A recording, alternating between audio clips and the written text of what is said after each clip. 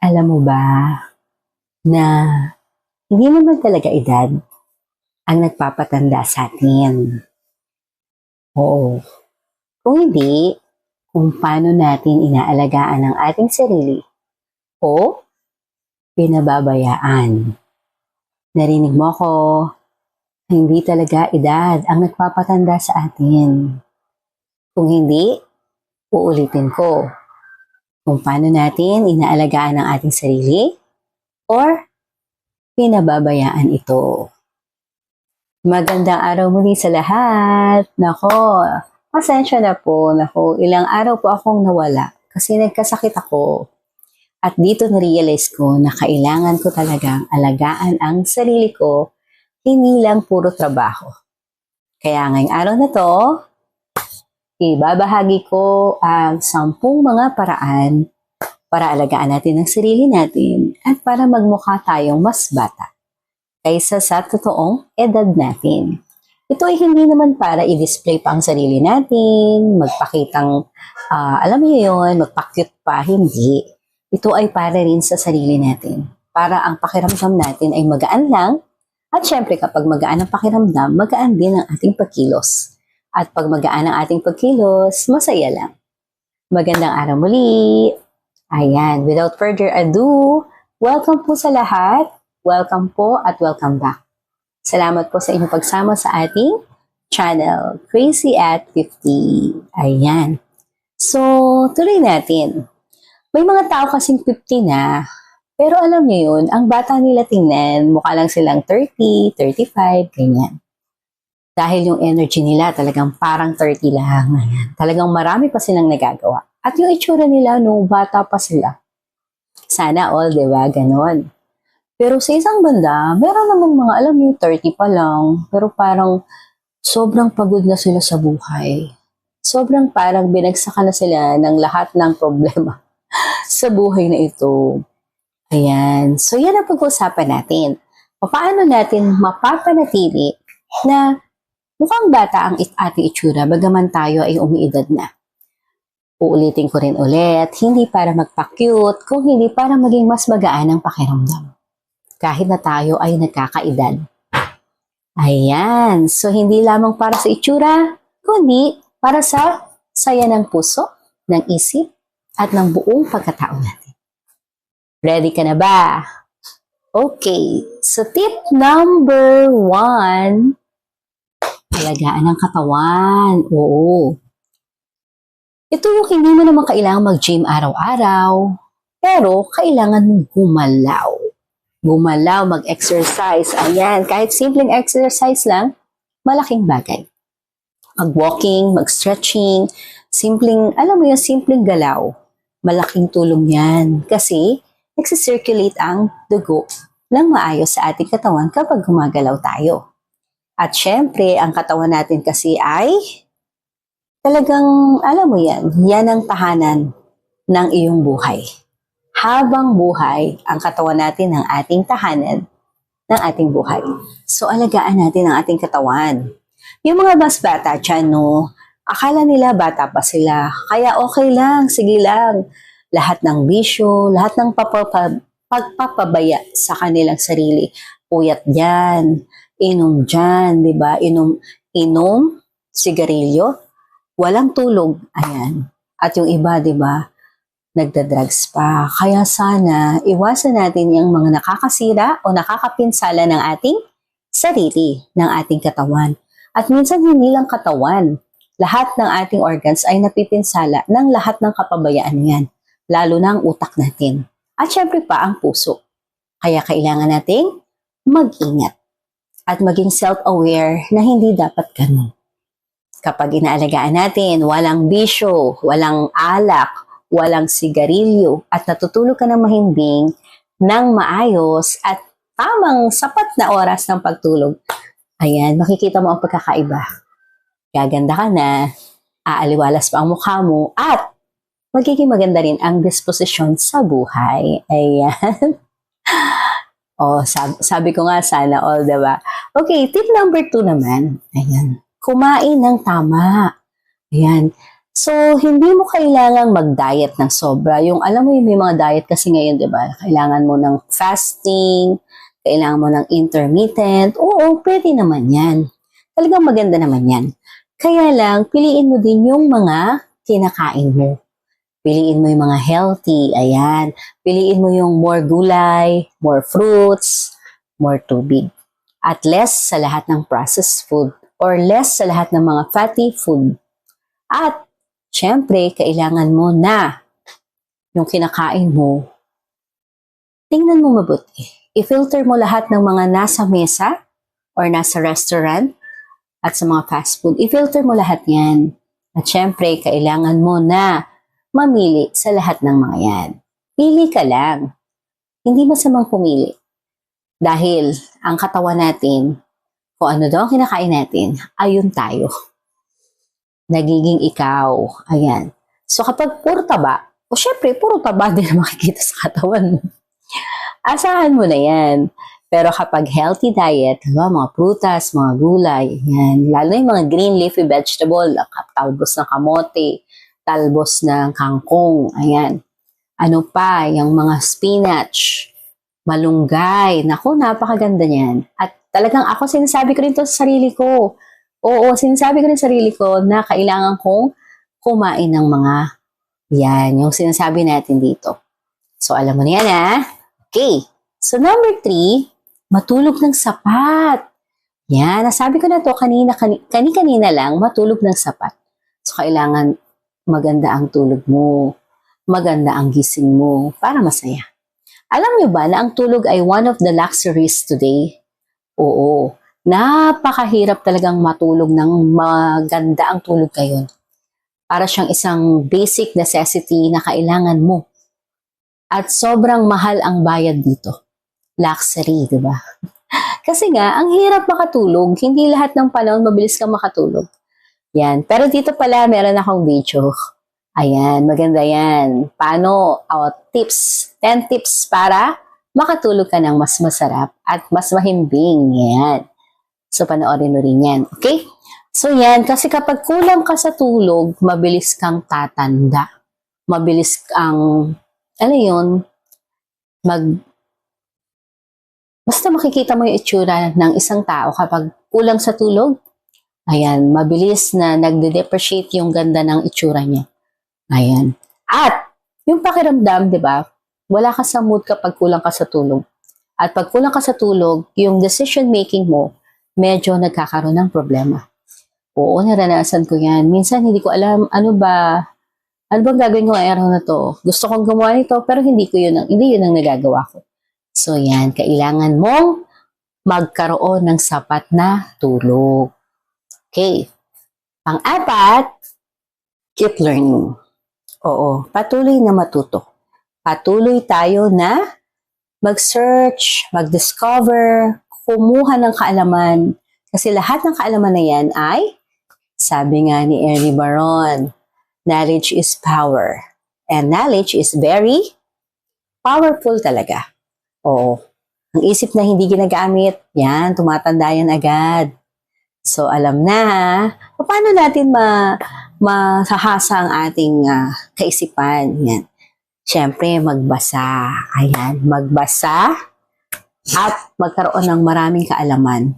Magbasa, ito naman yung video na pwede kang magbasa. Marami dyan na sinuggest ko ng mga libro.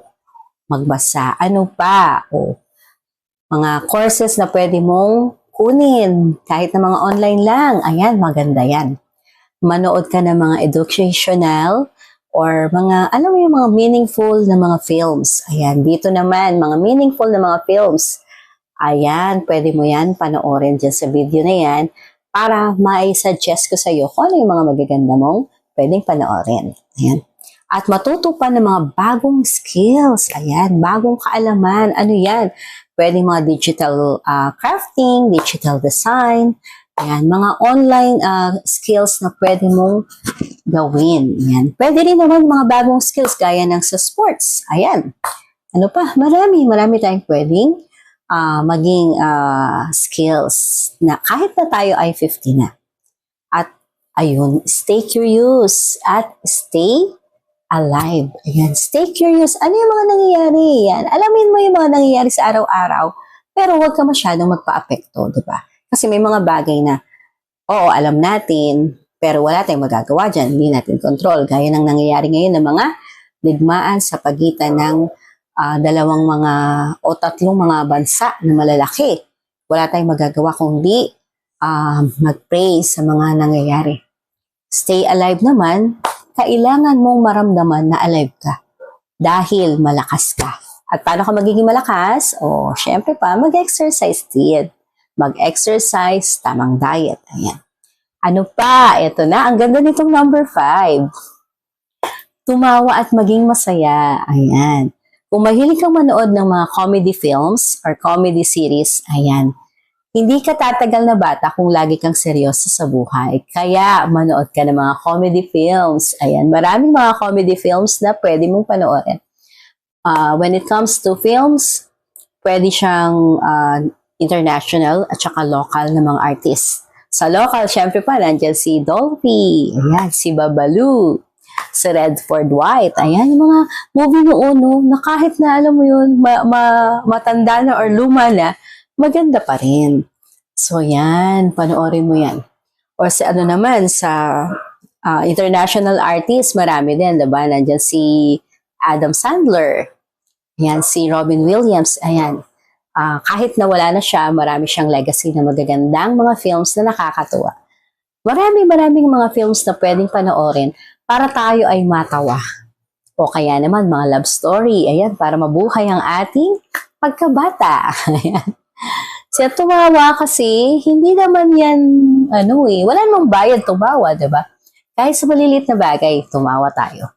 Kasi ang saya ay anti-aging, diba? Gaya ng medicine na cure yan sa mga sakit, yung pagtawa. Laughter daw is the best medicine. Or laughter is the best policy now. Oo, tumawa tayo para tayo maging masaya. Nakakadagdag ito ng ating sigla sa puso. At lalo na syempre sa buong katawan natin. Number 6 naman, i-manage ang stress. Ayan. Stress ka ba palagi? Or mabilis ka bang ma-stress? Kung mabilis kang ma-stress, madali ka ring tatanda. Or madaling makikita ang iyong pagtanda. So iwasan mong mamroblema, iwasan mong mag-isip, iwasan mo yung toxicity. Ayan. What is toxicity? This is a place or a person, yan, lagi ko itong sinasabi, no, na nakaka-poison. Ito yung mga tao na nakakakuha ng lakas at energy at time mo. Pero sa huli, mararamdaman mo na drain ka na. Sila yun, yung mga taong yan. So, iwasan mo yung toxicity. Again, iwasan ang toxicity. Mga tao o mga bagay na makakakuha ng iyong mga lakas, enerhiya, yan. At magbibigay lamang sa iyo ng draining, diba? Draining effect. Nadidrain ka. So, iwasan mo yan para manatili kang bata. Ayan. Tsaka ito, no, pwede ka namang mag-react. Pero pwede mong piliin kung paano ka magre-react. Whether it's in positive or negative, depende yan sa'yo. Pero I suggest just be quiet. Siguro be quiet kasi minsan kahit anong gawin natin, no, nananalo talaga yung mga toxic mga people na yan, no. Pero kasi mas panalo ka kung tahimik ka lang. Okay, so next naman, love yourself. Ito, no, nito, popular talaga nito, no. Mahalin mo ang sarili mo. Hindi ka magiging glowing kung punong-puno ka ng self-doubt. Ayan. So, kailangan alagaan mo ang sarili mo, syempre pa, hindi lang physical, lalong-lalo na higit ang emotional. So, minsan, once in a while, diba, meron tayong me time, ayan, me time, pwede, alam mo, iba-ibang me time ngayon eh. Me time, pwede kang matulog. Me time na pwede kang magbasa. Me time na, ayun, maligo ka, Tapos lahat, i-scrub mo ang buong katawan mo. Ang sarap yan. Diba? Basta i-fill mo ang water. Yung water kasi malaking bagay yan sa ating emosyon, sa ating isip, sa ating puso. Ayan. Maligo ng, alam mo yung ligo na, ako kasi lagi ako mabilis maligo kasi lagi ako nagmamadali. Pero maganda rin pala yung, alam mo, i-fill mo yung water, i-fill mo yung sabon, i-fill mo ang lahat. Ayan. Yan yung mga ilang me time na pwede mong gawin para sa sarili. Me time din na i-date mo ang sarili mo. Labas ka, mag-coffee ka sa labas. Yan. Mag-coffee ka sa Mr. Bean or Coffee Bean, Mr. Bean.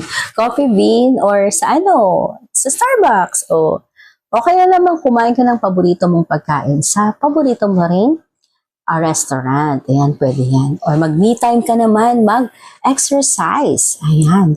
Me time maglakad. Napakalaking bagay yan kasi lahat yan pakikinabangan ng katawan mo. Ayan. Napakalaking bagay. Ayan. Na may me time ka because that is self-love.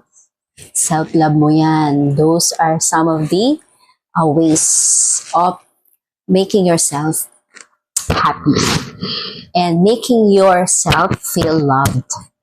Okay, so number 8, ayan. Surround yourself with positive people. Ayan, dahil wala ng toxicity, punta ka dun sa masasayang mga tao.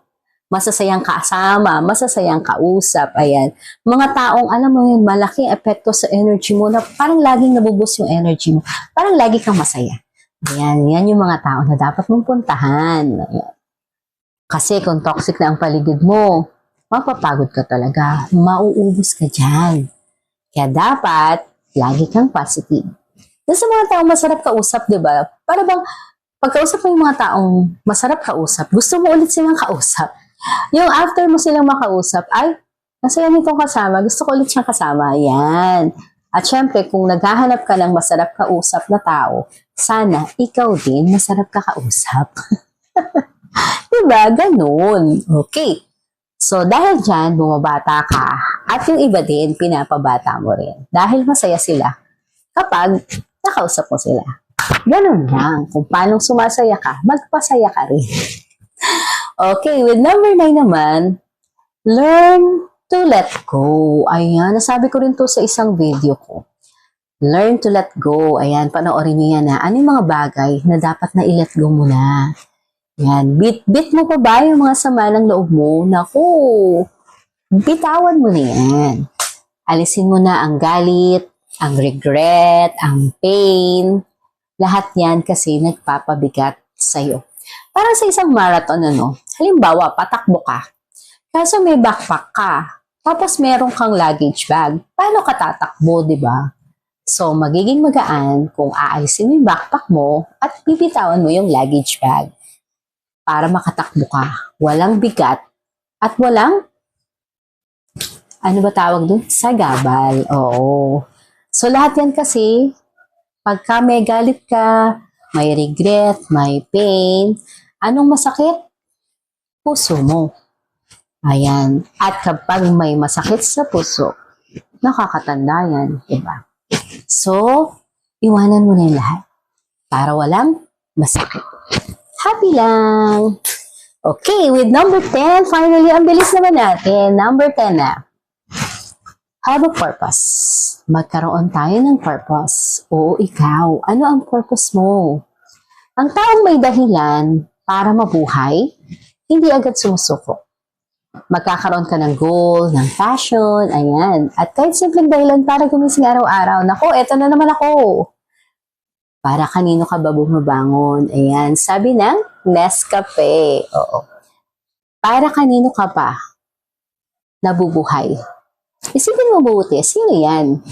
Para sa mga magulang na gaya natin, syempre nabubuhay tayo para sa ating mga anak at syempre pa sa ating mga asawa o partner.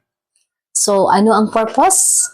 Ang purpose natin ay maibigay natin ang tamang pagmamahal, pag-aalaga, pag-aasikaso sa ating buong pamilya. Yun ang purpose natin. Aside from that, syempre pa, sa ating trabaho.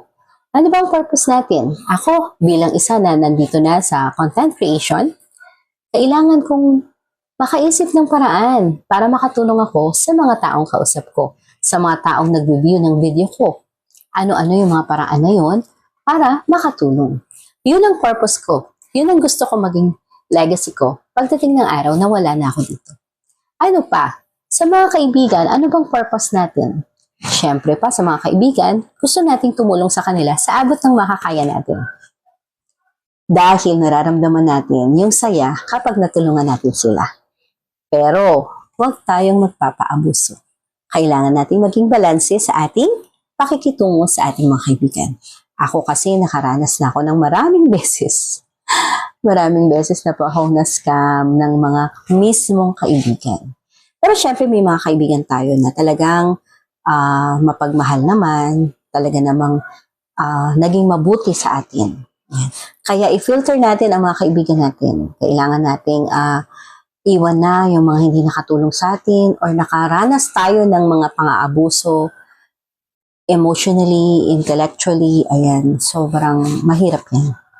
At syempre, masakit yan. Lalo na pag hindi sila nagsasorry sa atin. Okay, so syempre pa, mula sa kaibigan, ganun din sa mga kamag-anak. Kailangan din natin na tumulong sa mga kamag-anak natin bilang magandang purpose. At syempre sa pagtulong din, kailangan mo rin talagang laging maging balanse. Lagi nating iniisip yan, maging balanse. At syempre ano pa, gusto rin natin na maging mabuti tayo sa kaibigan, sa kamag-anak, at ganun din sa mga katrabaho din natin. Maging masaya din tayo nakasama sa ating trabaho, lalong-lalo na sa boss natin. Kasi ang purpose natin ay makapaglingkod at binabayaran tayo dahil dyan sa paglilingkod natin. Kaya anong magandang gawin natin? Make the most out of everything na meron tayo. Trabaho man yan, di ba? O mga tao na nakakapagpasaya sa atin at pinapasaya natin. So, kailangan nating maging balanse para sa maligayang puso. Ang pagiging bata kasi, no, hindi lang yan nakikita sa mukha. Nararamdaman yan ng ating puso.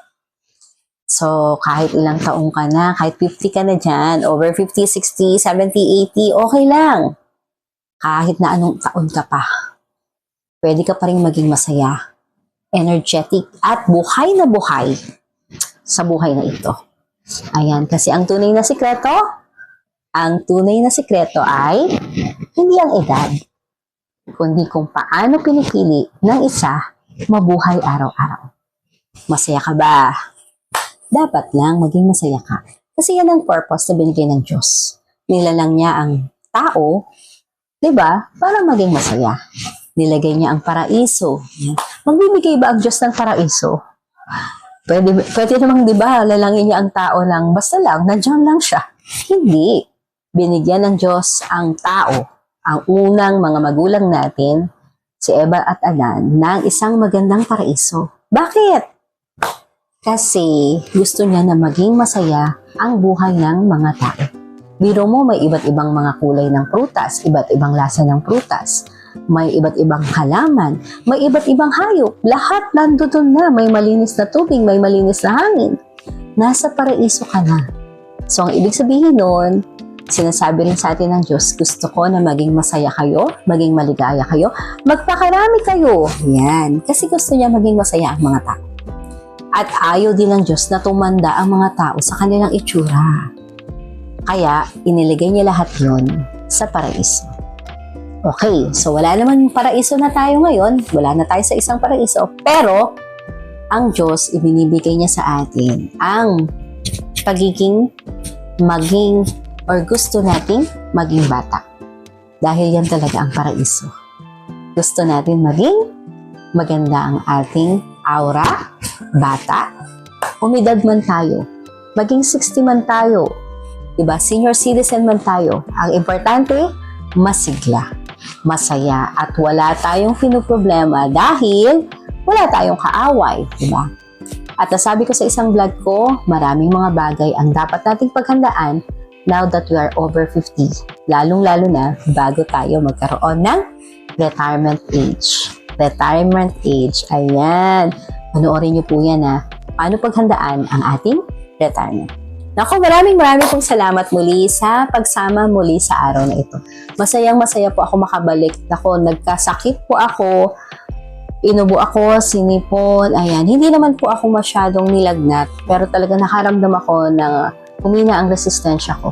Ayan, iwasan po nating magpuyat. Ayan ang pinaka number 1 na nakakatanda. Ayan, guilty po ako dyan. So, salamat po muli. Ayan, sa tuwing na lagi ko sinasabi, lagi nyo pong inumin ang inyong supplement, vitamins, maintenance, at matulog po ng sapat. Uminom ng maraming tubig. Marami po tayong magagandang kailangan natin gawin. Yan, maayos na diet. Para tayo ay mukhang bata pa. Kahit na tayo ay 90 na. Ayan, mukha pa tayong mga 25 lang. Ayan, maraming po salamat. Sa huli, sana po ay i-like nyo po, i-share, at i-subscribe po ang ating channel. At stay maganda inside out. God bless. Bye-bye!